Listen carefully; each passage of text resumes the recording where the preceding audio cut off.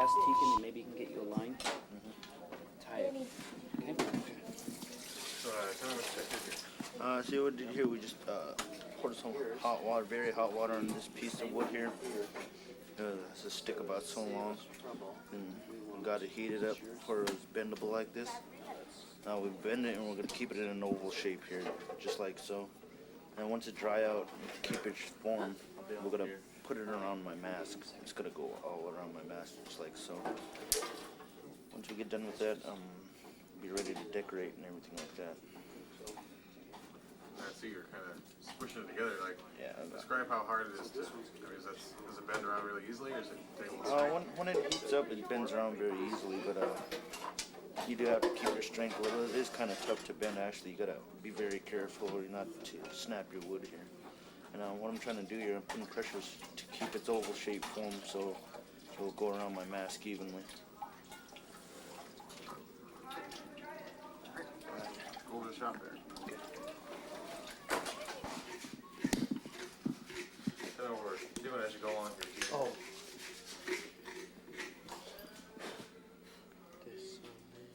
So you tell me to go on. Okay, hold these on there. That's so you don't make a mark on your wood.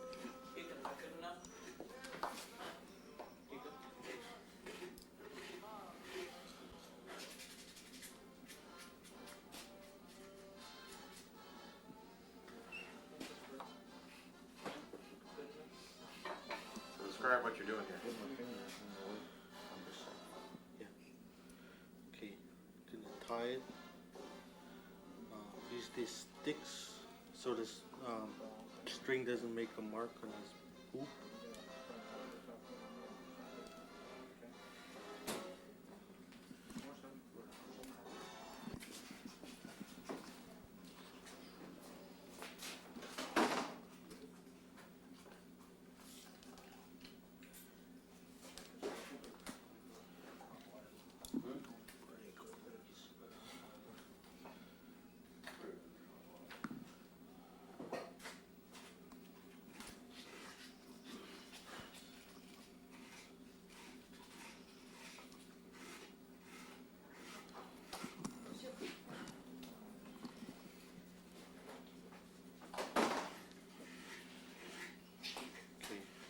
You wanted it oval, so use the string to pull the sides in just a little bit with the stick, so the string doesn't make a mark on the hoop.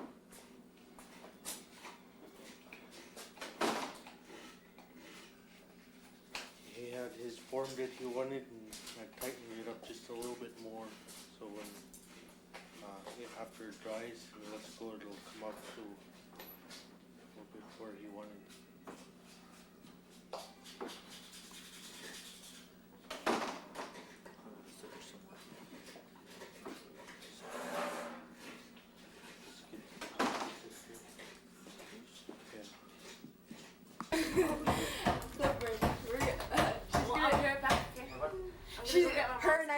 Her and I are gonna go to the house. Alright, I want you guys to do me a favor. I want you to say, "This generation will be right back." That's our show for younger people. This generation will be back. I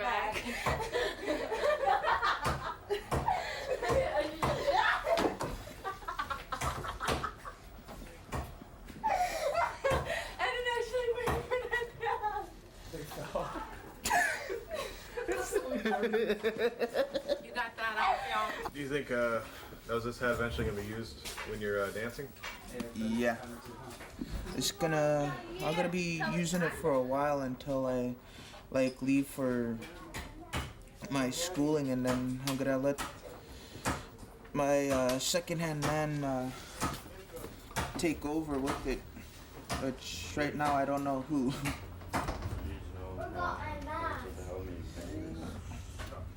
So how does it make you feel to be you're putting lots of time into making something just to for the dance group? Actually feels pretty good. Me actually making something for the dance group and actually for them to use, and also for me to use. Yeah. It's just makes me feel good to actually have something I made that the dance troupe is gonna be using for the next generation. No, shut up. Fall on your head and that'll be the it. So, what would you say to I gotta say is like, do it. Try and keep your heritage alive. And you will be surprised on how much fun you'll have actually working on artwork that your ancestors done like years and years ago. I mean, and actually keeping the culture alive is very important to everybody. You show how much pride you have in your culture and where you came from. Yeah. So we're just trying to get like different people's opinion from around the state so we can put together the show. Okay. Excuse me. So, well, first of all, what has your experience been with tobacco? I smoked when I was like real little, so, and the reason I started was what everybody thought was, they thought it was cool, but me it's like, at the time it was cool, but after realizing what it can do to the human body is just not worth it. I mean, it's just not cool. You're basically just polluting your body. And it's just not cool. And when you first started, like, where'd you wind up getting tobacco from? I ended up getting the tobacco from one of my cousins, my older cousin, which was a girl, so I basically got along with her all right, and she just, it's how I started and it's how I got my tobacco. Yeah. So, now when it came time to you, when you decided to quit, like, was it hard? It was little, but not really. It's pretty easy for me to quit because I didn't really smoke. I wasn't like a hard smoker like my cousin was. So it was actually pretty easy for me to quit, and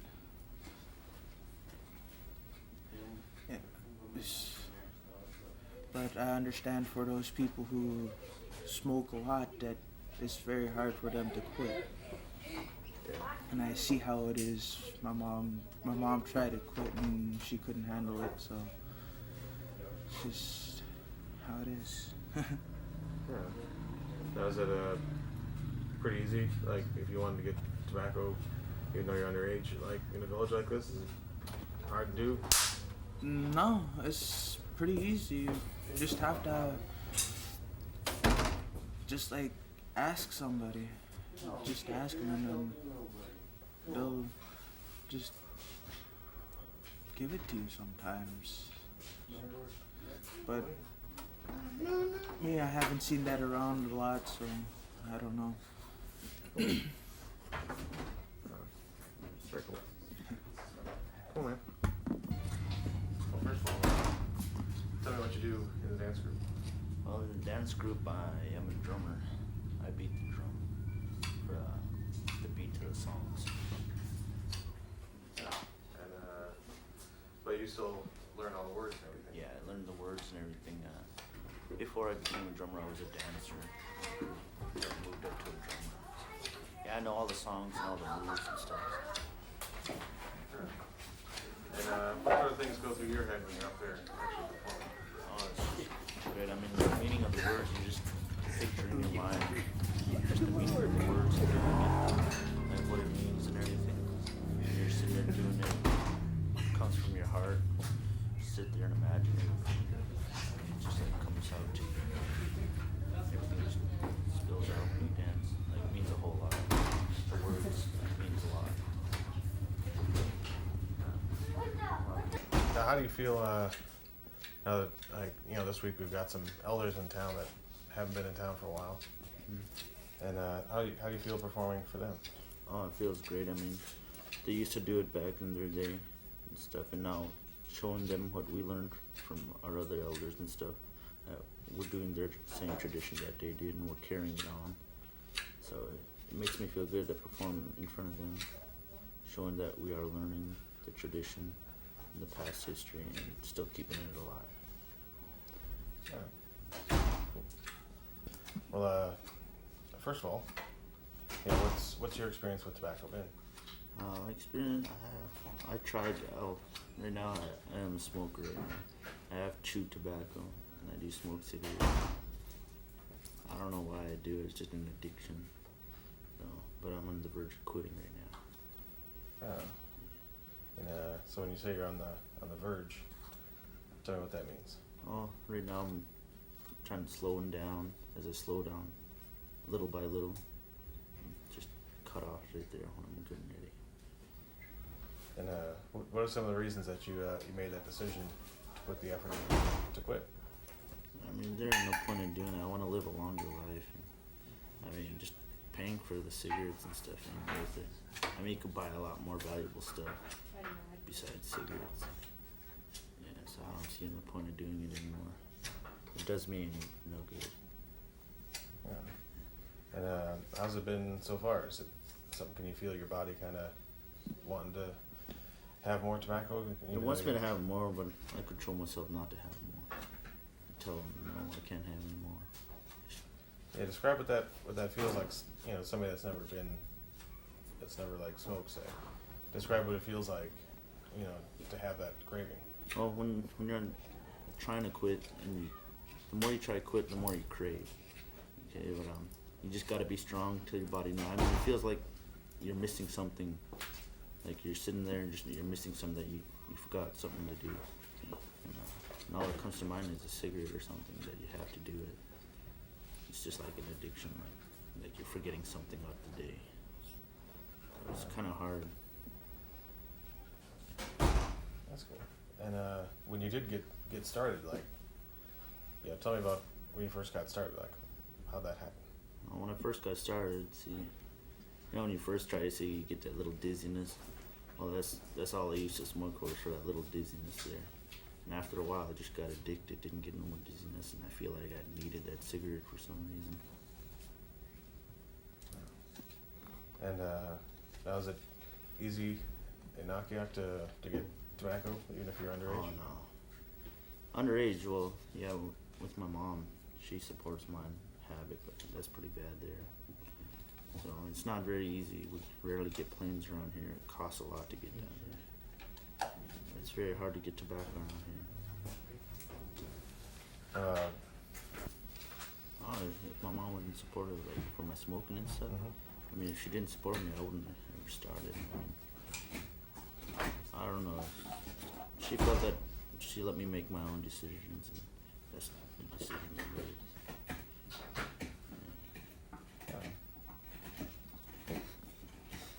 I think that's about it. Is there anything else that you'd like to add? I'd just like to shout out to everybody that knows me and call me at 836-2235.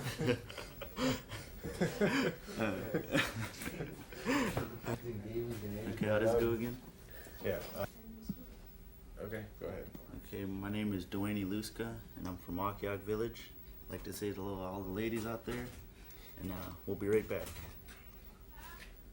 Cool. Hers be the last one to get back. I'm telling you, say Work.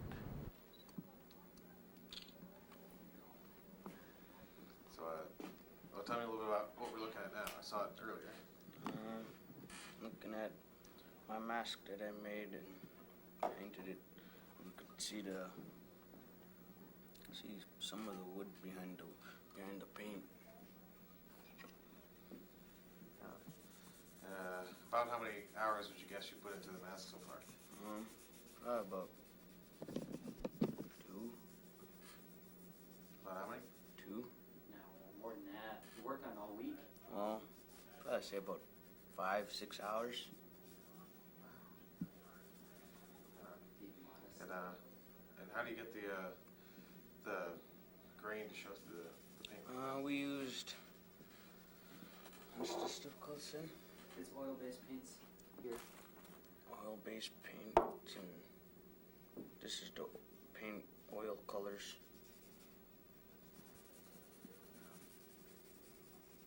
And did I have you tell the story behind your mask yet? No.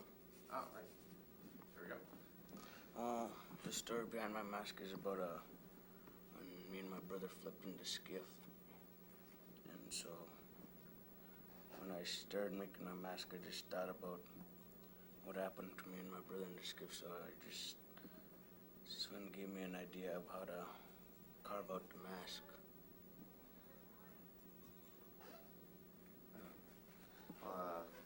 Well, tell me a little bit more about the story. When did this happen? Happened in December, I think, and we were going to Alutiiq to get some fuel. The weather was nice when we left. Then when we got to Alutiiq, we're leaving, and we got out by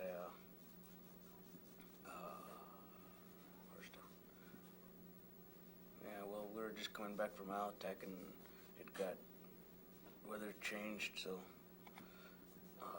me and my brother were going slow, and because it was pretty rough out there, and we just started going slow, and then we hit a wave that was coming. So we were going up a wave, then we're coming down another wave was coming in, then we hit a wave, and the water started coming in, and we had our drums up in the front by the bow, because when we left it was nice. Then when we got to Alutiiq, we got our fuel, started coming back, so we just flipped, and we were underneath the skiff for about, I was underneath the skiff for about a minute, and I swam on the other side to get on the bottom of the flipped skiff.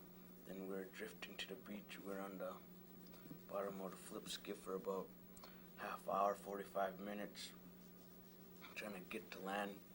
And when we got to land, we tried to start a fire, but my brother's lighter didn't want to start. Then we were sitting there trying to light it for about 10 minutes. Then I heard a skiff coming in and waved them down over that we're over here. Then I noticed it was Roy and Spurt on coming to rescue us, and they got us, brought us to the beach, and went to two people brought us to the clinic, and the health aides were right there waiting for us. They had blankets and all that stuff ready for us when we got there.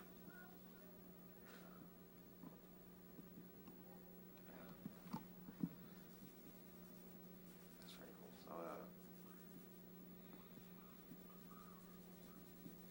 don't know what else to ask after that. That's a really good story. So then, when you kind of form the mast out, then kind of just represents that? Yeah. Eventually you're gonna wear that mask when you're dancing? Well, I'm gonna be letting people be wearing it because I'm the drummer. All right. Cool. And how do you feel being able to? Not really. But I don't know. And when you're up in the dance group and you're performing, like you're gonna be in a few minutes, what sort of things are going through your head? Just singing and being happy. Watching the dancers dance and having fun. And if somebody else is watching this, like somebody else is about your age, say in another part of the state, what would you tell them about what it's like to grow up here? Growing up here is wonderful. You could go out on your four-wheeler and just go ride around and have some fun. And just hang around with your friends, have open gym. But once you're down here for 10 years or so, it starts to get boring. But it's all right. It'll do down here. It's good to grow up and just hang out. And what are your plans for the next 5 years or so? 5 years. I was thinking after I get out of school is to try and join the Coast Guard.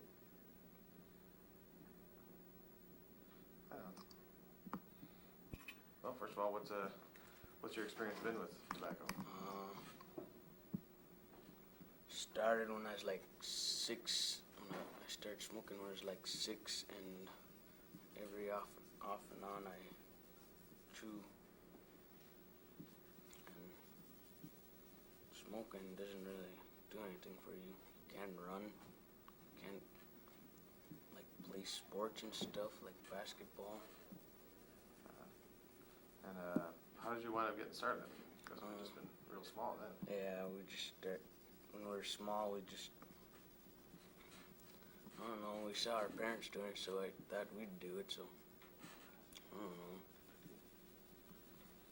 And so as a 6-year-old, where did you manage to find cigarettes? Our parents left like half a cigarettes in the ashtray, so we'd just take them and go hide somewhere and smoke them. And what are your feelings now? Have you thought about quitting? Yes. Well, last year I quit for like a week, then I just started back up. What would your advice be to other people in the state then? Don't smoke. It kills you. You can't do anything fun like run around and stuff. You'll just be lazy. Now, were people that were elders in your life any influence in you starting smoking or staying smoking? I don't know. And you said you also do a little bit of chew. What Well, led you to doing that? I only do that when I run out of cigarettes or something. Cool. Anything else you'd like to add about anything? Nope. Cool. Right on. Well, thanks so much, man. Thank you.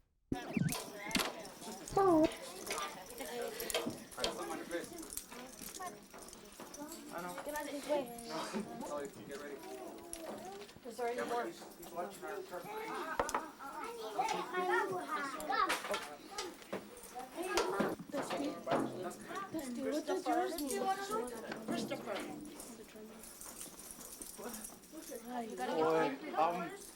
too many people coming at once. I don't know what to do. Ryan, okay. Who did your face, Devin? Doreen.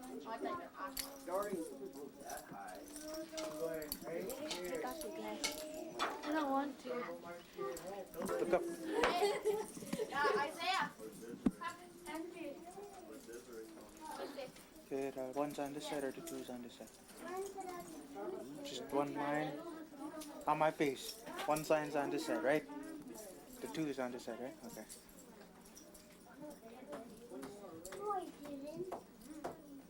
Where you find your camera from, Mom?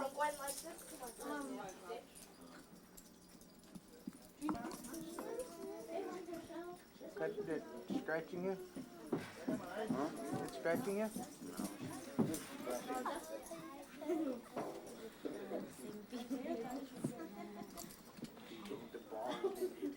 You gonna dance like that? That one?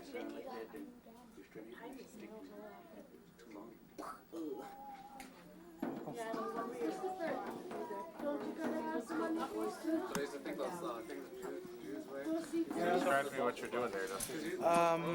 We're actually putting our face paint on, which represents, well,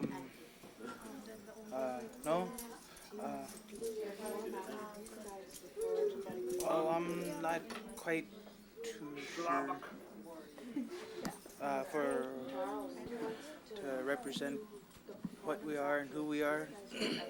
Now that you got your thoughts together, let me ask you that again. So, describe to me once again what you're doing. Oh, our face paint is for our tradition. Like this represents like our warriors and hunters and all the things like that. You know, the native culture, just basically what it is. Now when you're applying face paint to your friend there, you're following the same pattern that's on your face? Yeah, because basically right now I'm not too sure of what other kind of designs we got on our face or anything, so I'm just basically copying what I got on my face right now to make it better practically. Oh. And tell me a little bit about what you have on here. This is my regalia that was made by my old dance coordinator and Susan. So it's actually presented to me by them when we first got our dance troupe made. So this is basically my dance regalia, which is used for like ceremonies and stuff like that. Oh. And describe to me some of the parts of it. Oh, I don't know too much about it, but it's like I don't really know too much about it. That's cool. So tell me what you got there. It's a mask. And how do you get that to stick to your face? Tell me, how do you do that? You glue a piece of plywood on there, and Who's got those marking pens? So let's start again. So how do you get that to stick to your face? you bite onto this piece of plywood. Show me how it works. So see, you bite onto it like that. And you're able to move around? Yeah. It doesn't fall off? If you don't have teeth, you have to gum it. But he made it. You guys all go get lined up. Go get lined up.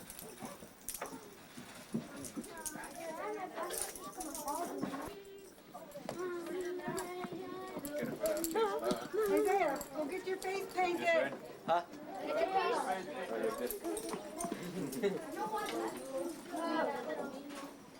No. Supposed to be removed the list and then mark mine. The list is not done here right next to me. I was sorry. I want you, Devin. Wave to the camera.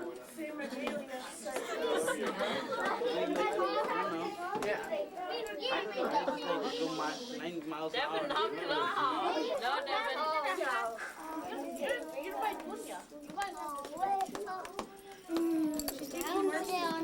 Clearing it. No, Christopher's down here. Oh yeah, yeah. No, Christopher's down here. Christopher, go over there. Isaiah, you're down here. That's Christopher, the one that didn't. you're down there, remember? Isaiah, you're over there.